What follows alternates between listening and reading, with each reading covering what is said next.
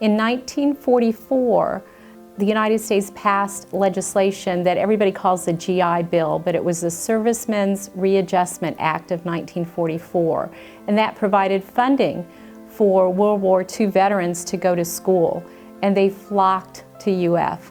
By 1946, almost 2/3 of the student population at UF were veterans. There was no place in Gainesville for veterans, especially veterans with families. So the university made plans between 1945 and 1949 to purchase surplus fabricated military buildings to set up as temporary housing for UF veterans. Flavet is a contraction for Florida veterans. That's the name given to the 3 areas that were temporary housing. Flavet I was in the location where the Union is now. Flavet II was in the location about where Beatty and Diamond Village are now. Flavet III was in the location where Keys Residential Complex is now.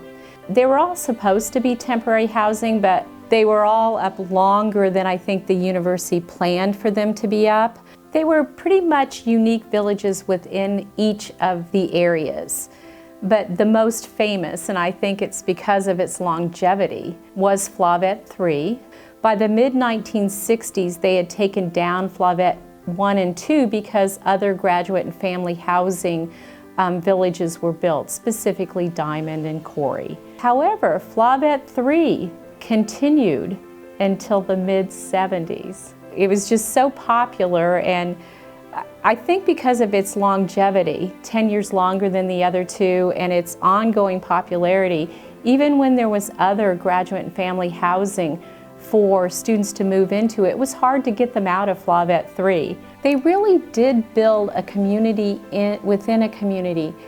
An example of that, they had their own volunteer fire department. I don't know where they got the fire truck, and they would do drills. And not only that, when we were finally able to raise Flavet III, and that's about the mid-70s, that became an unpaved parking area for students. And everybody called it Flavet parking lot. So the name continued until the early 90s when Keys Residential Complex was built.